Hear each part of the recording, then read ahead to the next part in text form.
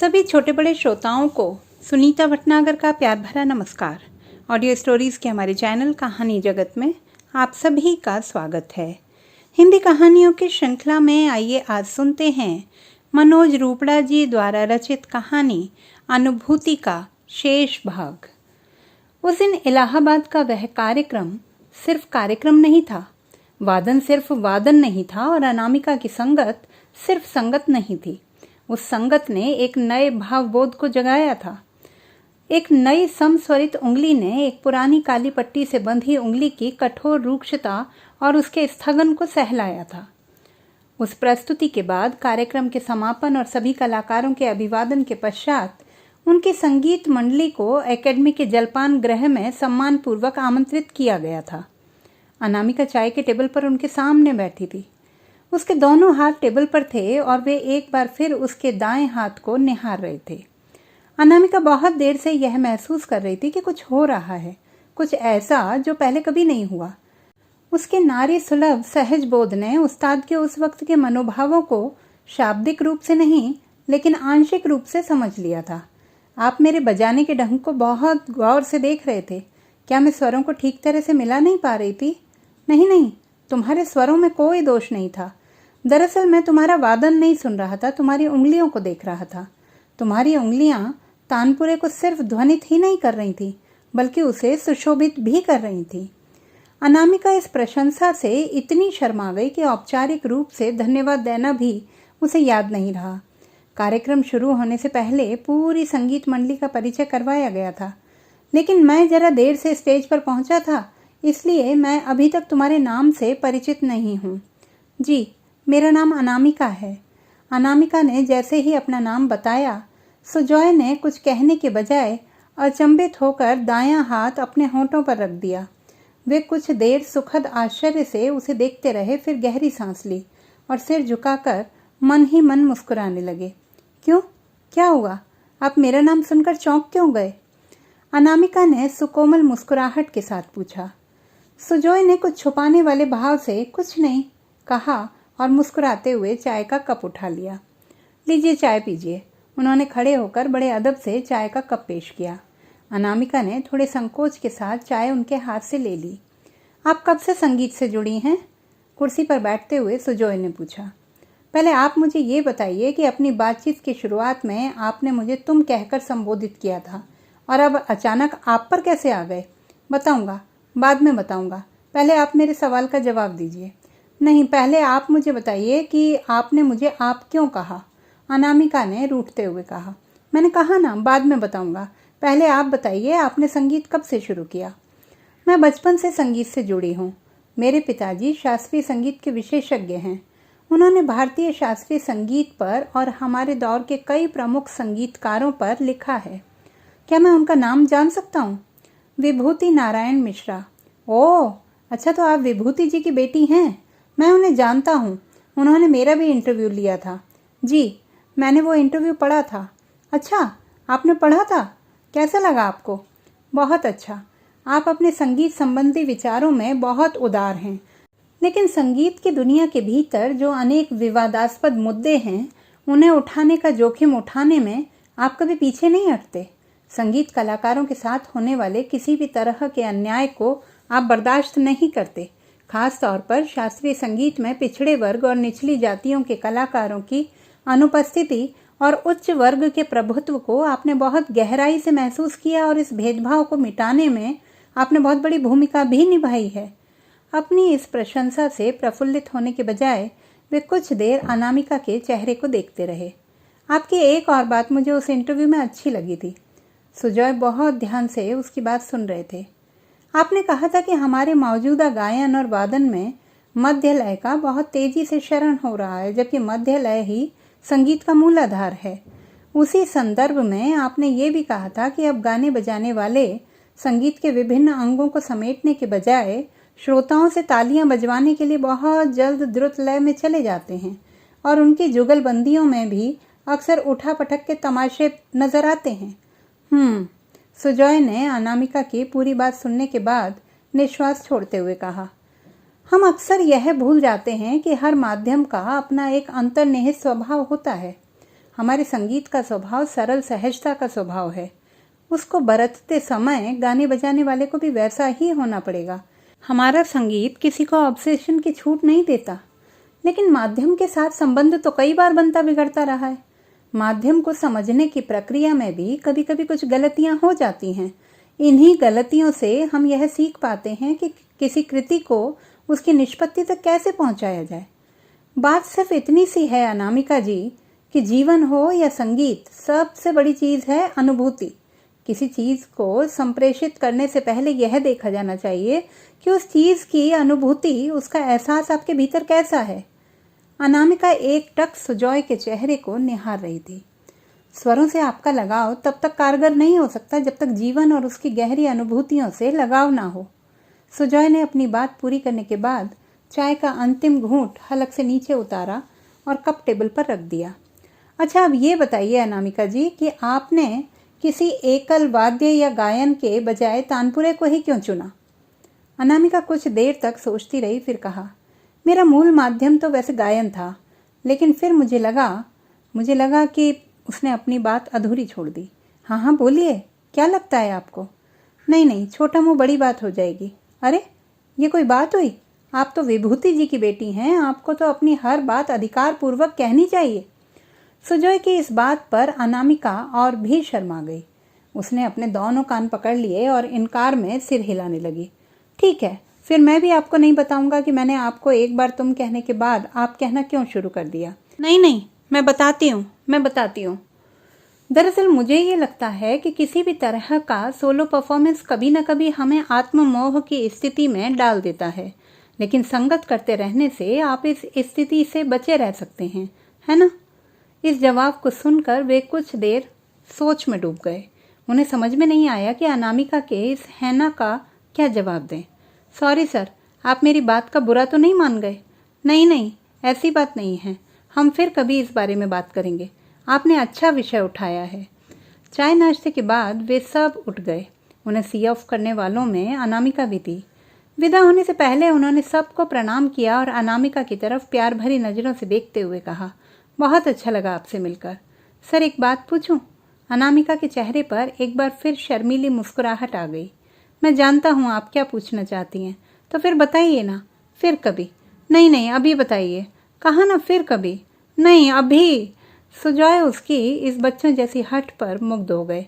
तो फिर सुनो, मेरी माँ का नाम भी अनामिका है और वे भी तानपुरा ही बजाती थी। अब बताइए, मैं आपको आप ना कहूँ तो क्या कहूँ? इस बार अचंभित होने और होठों पर अपना दायां हाथ रखने की बारी अनामिका की थी। वह सुखद आश्चर्य से उन्हें देखती रह गई। जब सुजॉय कार में बैठकर चले गए, तब भी एक अनजानी सी खुशी अनामिका के चेहरे पर छाई हुई थी।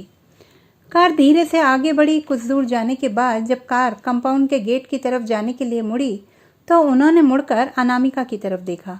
वे दोनों मुस्कुरा रहे थे और दरअसल यह मुस्कुराहट सिर्फ मुस्कुराहट नहीं थी, वह एक स्वर से दूसरे स्वर पर जाने की हल्की सी और बेहद प्यार भरी सरकन थी। दो अनजाने से स्वर अपने अपने ऑक्टेव से सरक कर एक अलग तरह की म्यूजिशियनशिप के परिणय में आबद्ध हो गए थे। आने वाले दिनों में उन सुरों का सुरीलापन बढ़ता चला गया। फिर कई मुलाकातें हुई, बातें हुई और अनेक बार दोनों ने मंच साझा किया। माँ के प्रेम की डोर के साथ अब एक और नए सूत्र की बुनावट शुरू हो गई थी। यहाँ भी उतनी ही गहरी शिद्दत थी जितनी माँ और पिता के प्रेम में थी। यहाँ भी उम्र और जाति का उतना ही बड़ा फासला था जितना माँ और पिताजी के बीच था। पिता माँ से उम्र में 13 साल बड़े थे और एक कुलीन और सुसंस्कृत घराने के ब्राह्मण थे, और माँ आगरे की बेड़नियों की परंपरा से आई हुई एक किरदार थी। एक ऐसी किरदार जो किसी प्रवाह को एक नया मोड़ देने में और किसी भटकाव को एक नई मंजिल तक पहुंचाने में एक बड़ा रोल अदा करती है, मगर उसका खुद का कोई वजूद नहीं होता। अब रही बात खुद सुजॉय के वजूद की, तो सिर्फ इतनी सी है कि अपनी कला की बदौलत सुजॉय चाहे सितार की दुनिया में सिरमौर थे, लेकिन समाज की नज़र में वे सिर्फ एक वर्ण संकर थे, एक वैश्य पुत्र, एक नाजायज औलाद। और उनकी इसी पारिवारिक पृष्ठभूमि के कारण संगीत कला के मर्मज्ञ श्री विभूति नारायण मिश्र ने अपनी बेटी का हाथ उनके हाथ में देने से इनकार कर दिया और एक इनकम टैक्स ऑफिसर से अपनी बेटी का विवाह करवा दिया। इस दुखद हादसे ने उन्हें विचलित कर दिया, लेकिन एक दिन रियाज के दौरान उनके अंतर्मन ने बहुत पारदर्शिता के साथ उनके सामने यह स्पष्ट कर दिया कि कुछ चीज़ें ऐसी होती हैं जिस पर मनुष्य का इख्तियार नहीं होता, जैसे माँ का बेड़मियों के परिवार में जन्म लेना, जैसे खुद उनका एक बेड़मी की कोख से जन्म लेना। और भी ऐसी बहुत सी चीज़ें हैं जो हमारे बस में नहीं होती, लेकिन सामाजिक मान्यताएं चाहे कितनी भी कठोर क्यों ना हो, उन्हें तोड़ा जा सकता है। और यह काम उनके पिता ने जिस साहस के साथ किया था वह बेमिसाल है। कलकत्ता में माँ की एक मौसी पहले से बसी हुई थी और उसने अपने पेशे को सोनागाछी तक सीमित रखने के बजाय उच्च वर्ग की विलासिता के क्रीड़ांगन तक पहुंचा दिया था। और उस क्रीड़ांगन में आगरा से आई हुई अपनी छोटी बहन की बेटी को उतारने के लिए वह किसी नए मालदार की तलाश में थी। पुराने मालदारों से कोई सौदा करने के बजाय नया मालदार ज़्यादा फायदेमंद होता है, क्योंकि वह इस पेशे की बारीकियों का जानकार नहीं होता है और उसे मोल भाव करने का कोई अनुभव नहीं होता। जिस दौर में आगरा की बूढ़ी बेड़नियाँ कलकत्ता आकर अपनी अगली पीढ़ी के लिए भविष्य की तलाश कर रही थीं, उसी दौर में कलकत्ता का कुलीन समाज अपनी नई पीढ़ी के लिए कला की दुनिया में जगह बनाने और उन्हें राष्ट्रीय अंतर्राष्ट्रीय पहचान दिलाने में लगा हुआ था। यह सब कुछ बहुत नियोजित ढंग से चल रहा था और अभिजात्य अभिभावकों ने अपनी भावी पीढ़ी को एक निश्चित लक्ष्य के लिए भयंकर रूप से अनुशासित और क्रमबद्ध कर दिया था। ठीक वैसे ही जैसे बेड़मियों ने अपनी भावी पीढ़ी की लड़कियों को सिर्फ एक तिजारती सामान में बदल दिया था। लेकिन सुदीप बंदोपाध्याय उन कलाकारों में से नहीं थे जिन्हें प्रायोजित ढंग से कहीं भी पहुंचा दिया गया हो। उनके अंदर एक कलाकार की आत्मा के मूलभूत गुण थे। यह सच है कि उन्हें प्रायोजित ढंग से आगे बढ़ाने और कुछ गरिमामयी आयोजनों के मंच तक पहुंचाने में उनके पिता की बड़ी भूमिका थी। सबसे बड़ा काम तो उन्होंने ये किया कि उन्होंने सुदीप की शादी एक ऐसी लड़की से करवा दी थी जिसके पिता कला और सत्ता के बीच एक महत्वपूर्ण सूत्रधार थे। वे न केवल देश विदेश की एम्बेसी के एक महत्वपूर्ण सूत्रधार थे, बल्कि कई देशों के कल्चरल फोरम से भी जुड़े हुए थे। इन सब संबंधों और समीकरणों ने हालांकि सुदीप बंदोपाध्याय को तुरंत ऊंची जगह पर पहुंचा दिया था, लेकिन उन्हें बार बार यह लगता था कि वे जहां भी हैं सिर्फ अपनी कला के बूते पर नहीं हैं, बल्कि उनके पिता और उनके ससुर के सपोर्ट के कारण हैं। ये बात उन्हें भीतर ही भीतर कचोटती रहती थी, लेकिन उस घेरे को तोड़कर बाहर निकलने का साहस उनमें नहीं था। लेकिन एक रात संगीत के एक कार्यक्रम के बाद संगीत के एक मुंहफट समालोचक ने सरेआम यह कह दिया कि सुदीप बंदोपाध्याय एक लंबी रेस का घोड़ा है, लेकिन उसे तांगे में जोत दिया गया है और जिस दिन वह अपने ऊपर बंधी इस काठी को उतार फेंकेगा उस दिन उसे मालूम पड़ेगा कि असली रेस क्या होती है। अगर सुदीप की कला में कोई मौलिक प्रतिभा न होती तो मुझे कोई अफसोस नहीं होता, लेकिन अफसोस एक असली कलाकार नकली लोगों से घिरा हुआ है। यह बात हालांकि सकारात्मक रूप से कही गई थी, लेकिन सुदीप का मन एकदम से उछट गया। उस दिन उनके अंदर कला के प्रायोजित हथकंडों के खिलाफ जो क्षोभ की लहर उठी थी, उस लहर ने सिर्फ उनकी कला को ही नहीं, उनके जीवन को भी बुरी तरह से प्रभावित कर दिया था। वे न केवल कला से विरक्त होने लगे, बल्कि अपने निजी जीवन में अपनी पत्नी से भी विरक्त हो गए। उन्हें लगने लगा कि उनका विवाह भी इसी प्रायोजित हथकंडे का एक पार्ट है। वे अपने बारे में कोई ठोस निर्णय नहीं ले पाए और भटकाव के शिकार हो गए। जिस सदाचार और कुलीन अनुशासन ने उन्हें जकड़ दिया था, वे उनके खिलाफ चलते चले गए। हर तरह की मर्यादा को त्याग कर उन्होंने अपने स्वत्व को उन्मुक्त छोड़ दिया। इसी भटकाव और इसी उन्मुक्तता ने उन्हें एक दिन विलासिता के क्रीड़ांगन में पहुंचा दिया, जहां उनकी मुलाकात आगरे से आई हुई उस लड़की से हुई जिसका नाम अनामिका था। अनामिका को जब सुदीप से मिलवाया गया था तब सुदीप एक तरह की अबोध उत्तेजना के शिकार थे, लेकिन फिर भी उन्होंने उस वक्त उस पेशेवर मिलन से इनकार कर दिया। उसका कारण था अनामिका के चेहरे पर वह भाव जिसे देखकर उनके अंदर एक अजीब तरह का स्खलन हुआ, किसी तरह की उत्तेजना के कारण नहीं, बल्कि उस उच्चतर संवेदना के कारण जिसे परिभाषित नहीं किया जा सकता था।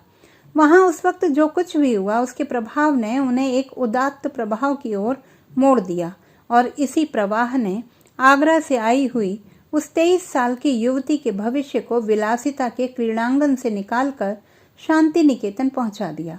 उन्होंने उस लड़की की माँ को भी आश्रय दिया और आजीवन एक ऐसे रिश्ते को निभाते रहे जिसे समाज कभी स्वीकृति या मान्यता नहीं देता। उस लड़की के उनके जीवन में आने के बाद उनका वादन और अधिक प्रांजल और पारदर्शी होता चला गया और वे बिना किसी सहारे के, बिना किसी प्रायोजित हथकंडे के आगे बढ़ते चले गए।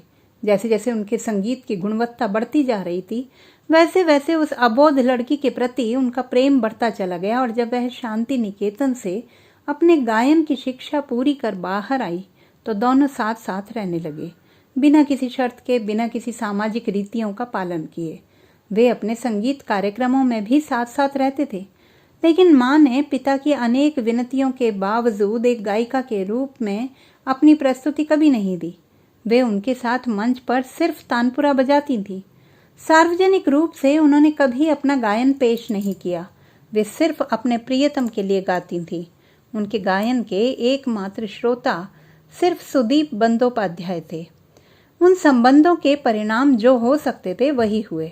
उनका प्रेम एक संतान के रूप में प्रतिफलित हुआ और साथ ही साथ उनका सामाजिक जीवन भी हमेशा के लिए खंडित हो गया।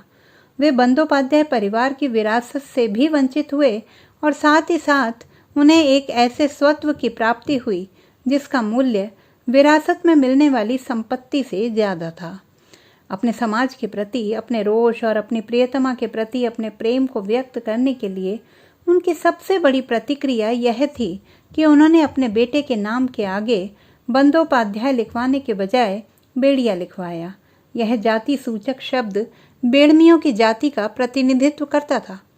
बाद में उन दोनों ने अपना प्रेम और अपना संगीत उस बच्चे पर उंडेल दिया। प्रेम और संगीत से पोषित होने वाले उस बच्चे के लिए एक छोटा सा सितार बनवाया गया और सिर्फ 3 साल की उम्र में बच्चे के कोमल हाथों ने सितार को थाम लिया। उस छोटे से घर में जब सब कुछ ध्वनित और तरंगित हो गया था, तब उसी वक्त उस बड़े घर में जिसे सुदीप छोड़ आए थे, सब कुछ खंडित और विखंडित हो रहा था। पहले सुदीप की माँ का देहांत हुआ, फिर पिता ने सारी विरासत अपनी बहू और पोतों के नाम कर दी और सुदीप को हर चीज़ से बेदखल कर बेहद शोभ और नफरत के साथ इस दुनिया को छोड़कर चले गए। उनकी असली तकलीफ सिर्फ ये नहीं थी कि उनके बेटे ने उनके दिए हुए संस्कारों को त्याग दिया था, बल्कि ये थी कि उनकी बहू ने उनके बेटे को तलाक देने से साफ इनकार कर दिया था। जब सुदीप ने तलाक के बारे में अपनी पत्नी से बात की तो उसने विनम्रतापूर्वक यह कहते हुए तलाक देने से इनकार कर दिया कि आप जैसा चाहें वैसा जीवन जी सकते हैं, मुझे कोई ऐतराज़ नहीं है, बस मुझे तलाक मत दीजिए। मैं आपकी भावनाओं को समझ रही हूँ, आप भी मेरी भावनाओं को समझिए। मैंने कभी आपसे कोई शिकायत नहीं की है। अगर आपको मुझसे कोई शिकायत है या आपके मन में मेरे प्रति जरा सा भी विरक्ति का भाव है तो तलाक के कागज़ों पर तुरंत साइन कर दूंगी। सुदीप सिर्फ अपर्णा को देखते रह गए। उन्हें एक बार फिर वैसी ही अनुभूति हुई जैसी पहली बार अनामिका के अबोध चेहरे को देखकर हुई थी। उस दिन वे चुपचाप वहां से लौट आए थे, लेकिन उनके अंदर एक गहरा अवसाद घिर आया था, सहानुभूति और पश्चाताप का मिला जुला घोल जो उनके स्नायुओं में फैल गया था और तब से उनके अंदर प्रेम और पश्चाताप की जुगलबंदी शुरू हो गई थी जो अंतहीन थी। तलाक न लेने के कारण उनकी पत्नी के निर्णय और उस निर्णय के साथ जुड़ी उनकी भावनाओं से जब सुदीप ने अनामिका को अवगत कराया तो वह बिल्कुल खामोश हो गई थी।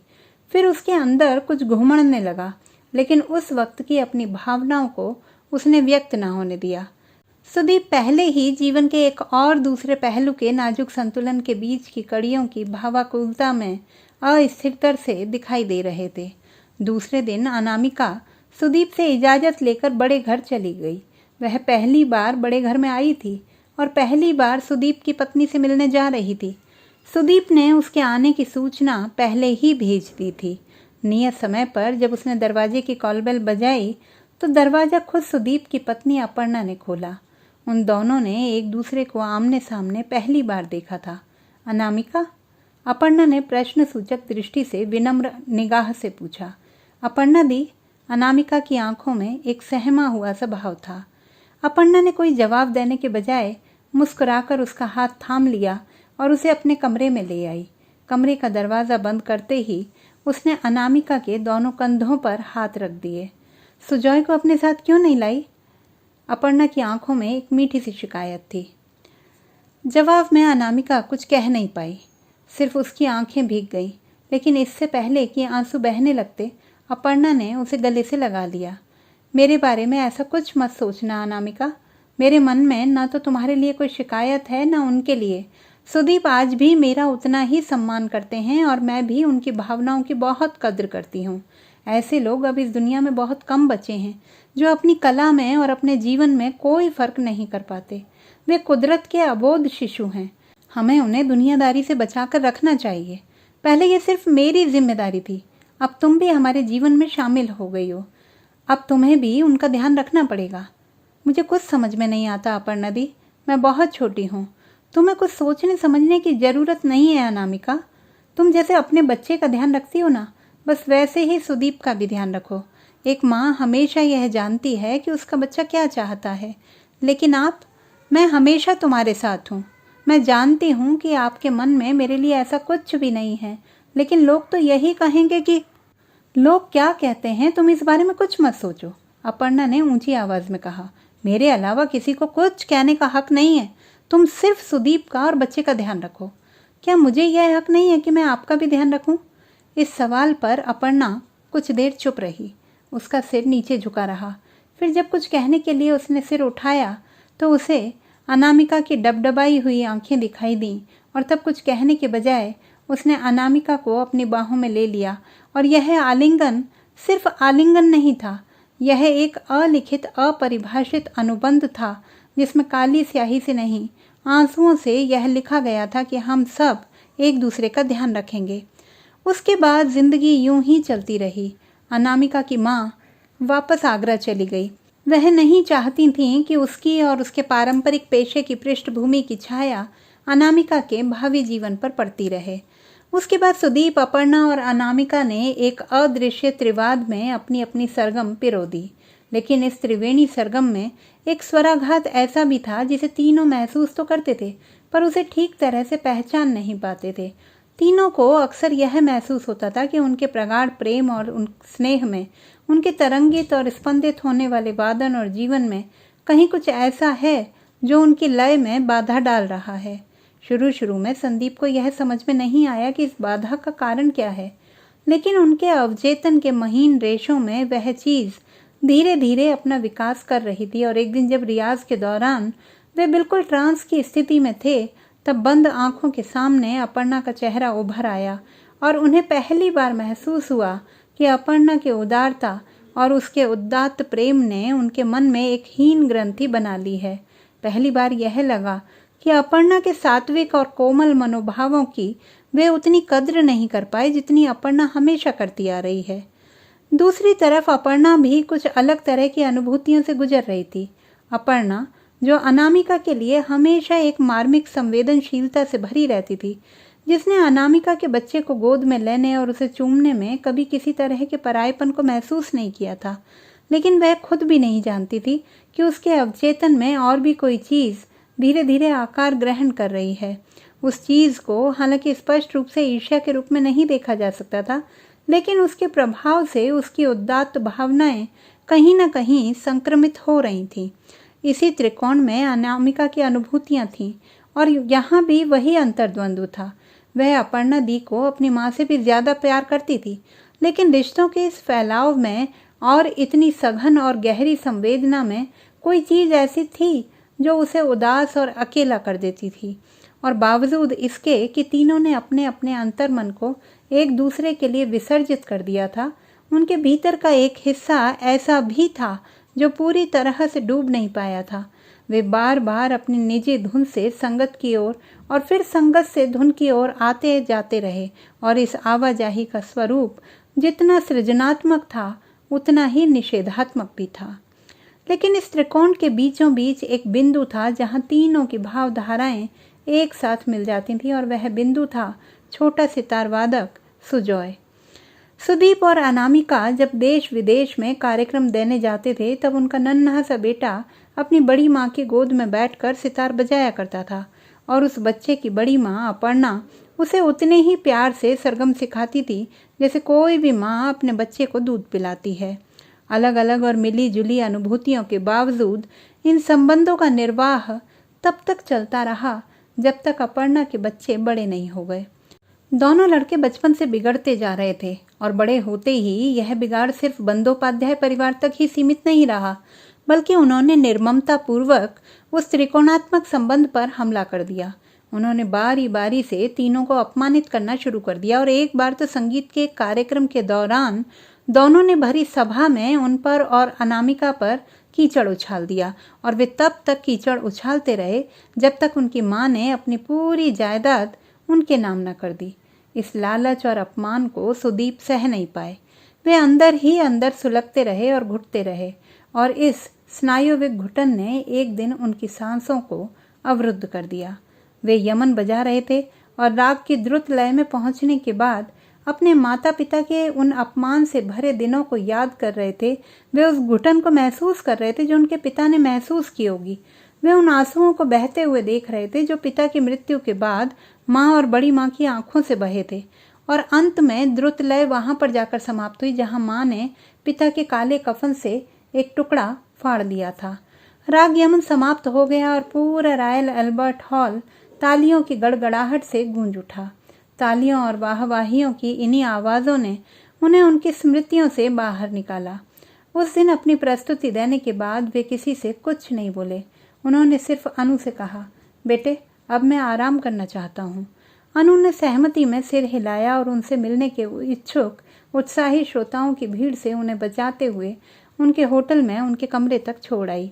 वह उन्हें जरा भी डिस्टर्ब नहीं करना चाहती थी और खुद भी डिस्टर्ब नहीं होना चाहती थी, क्योंकि उसके दिमाग में वियना में दी जाने वाली प्रस्तुति की रूपरेखा बननी शुरू हो गई थी। वह इस इवेंट को बहुत यादगार और सृजनात्मक रूप देना चाहती थी और उसकी पूर्व तैयारी के लिए वह अपने कमरे में जाते ही व्यस्त हो गई। वह अपने लैपटॉप में सर्च कर रही थी। इलाहाबाद में वियना और कलकत्ता से वियना की फ़्लाइट की कनेक्टिविटी को जांचने परखने के बाद उसने अपनी इवेंट कंपनी को मेल भेज दिया जिसमें 2 लोगों को वियना भेजे जाने की रिक्वेस्ट थी, इलाहाबाद से अनामिका शर्मा और कलकत्ता से अनामिका बेड़िया। आधे घंटे बाद कंपनी ने उसकी रिक्वेस्ट एक्सेप्ट कर ली। उसने चैन की सांस ली और उसके चेहरे पर एक शरारती मुस्कान उभर आई, वैसी ही जैसी किसी के चेहरे पर तब आती है जब वह अपने किसी प्रियजन को कोई सरप्राइज गिफ्ट देने वाला हो। अगला कार्यक्रम वियना में 7 दिनों बाद था। उसके पास उस कार्यक्रम को मनचाहा रूप देने के लिए पर्याप्त समय था। इस बीच सुजॉय से वह मिलती रही और उसने अपनी माँ से सुजॉय की बात भी करवा दी। घरेलू मामलों की चर्चाओं के उसी दौर में उसने सुजॉय की माँ से भी बात की और उनका नंबर अपने फ़ोन में सेव कर लिया। 7 दिन यूं ही बीत गए। सुजॉय को जरा भी अंदाजा नहीं था कि अनु ने क्या तैयारियां की हैं और इस बार की उसकी मंच सज्जा की क्या रूपरेखा है। वे तो बस चल पड़े थे एक और यात्रा के लिए, उसी हमसफ़र के साथ जिसने उनके जीवन को फिर से उन्हीं अनुभूतियों की ओर मोड़ दिया था जिन अनुभूतियों के विस्तार ने उनके सितार वादन को शिखर तक पहुंचाया था। और अब उन्हें लग रहा था कि वे आहिस्ता आहिस्ता नीचे उतर रहे हैं, बिना किसी हताशा और बिना किसी प्रत्याशा के। वियना में जिस दिन कार्यक्रम था उस दिन पता नहीं क्यों वे सुबह से ही एक अजीब तरह की अकुलाहट महसूस कर रहे थे। उन्हें यह भी समझ में नहीं आ रहा था कि आज क्या बजाया जाए। अपने श्रोताओं के साथ पूरी साझेदारी बनाने में उनका नाम सबसे ऊपर था, क्योंकि वे स्वयं स्वर रचना में डूबते थे और अपने साथ अपने श्रोताओं को भी ले डूबते थे। इस हद तक कि कभी कभी तो श्रोता वाहवाही के लिए मुंह भी नहीं खोल पाते थे। लेकिन उस दिन वे स्वयं किसी स्वर रचना में डूबने के बजाय एक गहरे और व्यापक शून्य में डूब गए थे। उनका कार्यक्रम 2 अन्य प्रस्तुतियों के बाद था, पहले बांसुरी वादन, फिर कत्थक और अंत में उनका सितार वादन। उनके कार्यक्रम का समय मध्य रात्रि का था और उन्हें लग रहा था कि उस समय तक अनेक श्रोता घर वापस लौट जाएंगे। लेकिन वर्ग थिएटर के मंच पर बैठने के बाद जब पर्दा खुला तो वे चकित रह गए। हॉल खचाखच भरा था और सीटें खाली न होने के कारण अनेक श्रोता सीटों की कतारों के बीच की सीढ़ी पर बैठे हुए थे। तालियों से उनका स्वागत हुआ और हाथ जोड़कर उन्होंने अभिवादन किया। फिर उन्होंने देखा कि श्रोताओं का ध्यान उनकी तरफ नहीं था। वे सब के सब उनकी पीठ पीछे स्टेज के पार्श्व को देख रहे थे और उनकी आंखों में वैसा ही अचरज और खुशी का भाव था जो रंगोली देखते समय दिखाई दिया था। वे अपनी उत्सुकता को रोक नहीं पाए। उन्होंने भी सिर घुमाकर पीछे देखा। पार्श्व में एक डिज़ाइन तैयार की गई थी जिसमें एक बृहदाकार कैनवास पर जो चित्र बनाया गया था, उस चित्र में एक तरफ अनामिका का चित्र था, दूसरी तरफ सुजॉय की माँ का। वे दोनों सफ़ेद साड़ी पहने हुए हैं, दोनों की मांगें सूनी हैं, लेकिन दोनों की आंखों में उदासी या वैराग्य के बजाय एक कोमल सा तरल भाव है और वे दोनों तानपुरा बजाते हुए सुजॉय को देख रही हैं। सुजॉय उस चित्र में उनके बीच बैठे सितार बजा रहे हैं। सितार से निकलते नोट्स हवा में तैरते हुए दोनों तरफ फैल रहे हैं। वे नोट्स तानपुरों की ध्वनि तरंगों के साथ मिलकर ऊपर उठते हुए ब्रह्मनाद में विलीन हो रहे हैं। एक्रिलिक रंगों से बनी इस चित्रकृति में संगीत की स्वर लहरियों को आकारों में कुछ इस ढंग से रंग स्वरित किया गया था कि एक साथ दोनों कलाएं एक दूसरे के स्पर्श से स्पंदित और ऊर्जस्वित हो उठी थी। पहले अनुभूति, फिर कल्पनाशीलता, फिर उसका प्रकटन और फिर उतना ही सुंदर और समग्र निर्वहन। अनु ने एक बार फिर अपना काम कर दिखाया था और तब उनकी बारी थी। अभी तक वे तय नहीं कर पाए थे कि कौन सा राग बजाया जाए। उनका सिर झुका हुआ था, आंखें बंद थीं। उनकी पीठ के पीछे मंच के पार्श्व में अभी तक व्यवस्था से संबंधित कुछ हलचलें जारी थीं, लेकिन बिल्कुल चुपचाप, इतने एहतियात के साथ कि उन हलचलों की आवाज़ों से उनका ध्यान भंग ना हो। कुछ देर बाद उन्होंने सिर उठाया और इससे पहले कि वे अपने सितार के तारों को छेड़ते, उन्हें पीछे से तानपुरे की आवाज़ सुनाई दी। पिछले 25 वर्षों से उन्होंने तानपुरे का साथ छोड़ दिया था। वे किसी भी कार्यक्रम में तानपुरे के साथ नहीं बजाते थे, इसलिए तानपुरे की इस आवाज़ को वे अपना भ्रम समझते रहे। उन्हें लगा कि उनकी स्मृतियों ने और अनु द्वारा बनाई गई चित्रकृति ने या उस वक्त की उनकी मनः स्थिति ने शायद यह भ्रम रच दिया है। लेकिन कुछ देर बाद अनायास उनकी गर्दन दाईं ओर मुड़ गई और अगले ही पल उनका कलेजा धक से रह गया। पीछे दाईं ओर अनामिका सचमुच हाथ में तानपुरा लिए बैठी थी। उसने मुस्कुराकर सुजॉय का अभिवादन किया और अपनी उन्हीं भाव विभोर आंखों से बाईं ओर इशारा किया। वे कुछ देर अकबकाए से उसे देखते रहे, फिर बाईं ओर गर्दन फेरी और इस बार आश्चर्य और खुशी से उनकी आंखें खुली रह गईं। बाईं ओर माँ बैठी थी, उनके चेहरे पर एक कोमल मुस्कुराहट थी। फिर सुजॉय ने माँ की उन उंगलियों को देखा जो तानपुरे के तारों को सहला रही थी। उनके हाथ की पहली उंगली से अब वह काली पट्टी उतार दी गई थी। वह काली पट्टी तानपुरे के पास पड़ी थी, किसी मरे हुए सांप की तरह। कुछ देर सुजॉय उस काली पट्टी को देखते रहे, फिर उन्होंने अपना सिर माँ की गोद में डाल दिया। कुछ देर बाद उन्होंने सिर उठाया और माँ के दाएं हाथ की पहली उंगली को चूम लिया।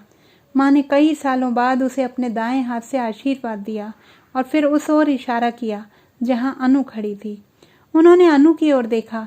उसके चेहरे पर सरप्राइज देने वाले बच्चों जैसी खुशी और शरारत थी और आंखों में एक सवाल, अब बताइए मेरे इस तोहफे के बदले में आप मुझे क्या देने वाले हैं?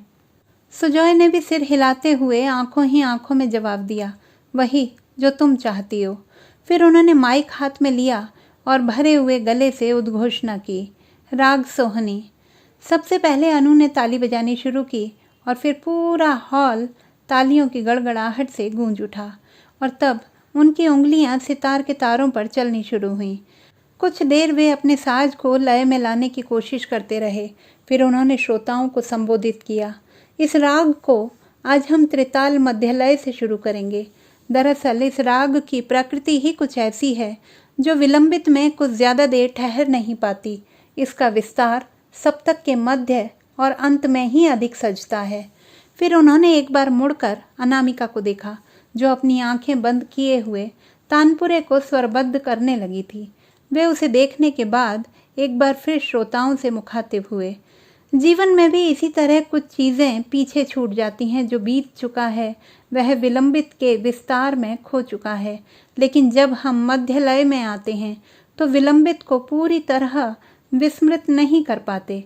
मध्य लय में हमें लगता है कि हम वर्तमान में अपने को दोबारा व्यतीत कर रहे हैं और उस व्यतीत के साथ एक और वर्तमान को जी रहे हैं।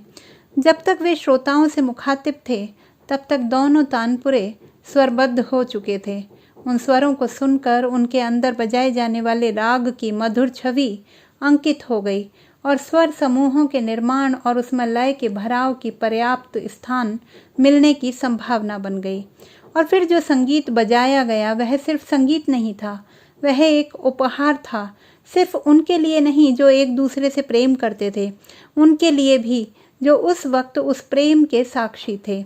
बर्ग थिएटर की कुर्सियों पर बैठे उन सभी श्रोताओं को उस रात जो उपहार मिला वह अमूल्य था, क्योंकि वे उन भाग्यशाली श्रोताओं में से थे जिन्हें वह सुनने को मिला था जो इससे पहले कभी किसी ने नहीं सुना था। सुजॉय के सितार के साथ दोनों अनामिकाओं का गायन। सुजॉय की माँ और अनु की माँ, जिन्होंने कभी सार्वजनिक रूप से अपना गायन पेश नहीं किया था, उस रात अचानक गा उठीं। पहले सुजॉय की माँ ने मध्यम तीव्र के बीच अपना आलाप उठाया और उस राग की बंदिश का एक अंतरा सुनाया। चैन न आवेरी माई शाम बिना पल छिन रैन, अपनी बिथा मन की कासे कहूँ री आज। और अपना अंतरा पूरा होने के बाद जैसे ही वे सम पर आईं, अनामिका ने उसी स्वर को एक कड़ी में अपना स्वर मिलाकर राग को बढ़ाया और उसी अंतरे को एक बार फिर दोहराया। दोनों की पीड़ाएं एक जैसी थीं, दोनों अपने अपने शाम से बिछड़ गई थीं, इसलिए दोनों की आवाज़ों में एक जैसा दर्द था, एक जैसी गहराई थी और एक जैसा भराव था। और उस रात एकल सितार वादन का वह कार्यक्रम देखते ही देखते जुगलबंदी में बदल गया। तो दोस्तों, ये थी हमारी आज की कहानी। आपको कैसी लगी कमेंट बॉक्स में लिखना ना भूलें। चैनल को सब्सक्राइब करें, लाइक करें और मित्रों के साथ शेयर करें।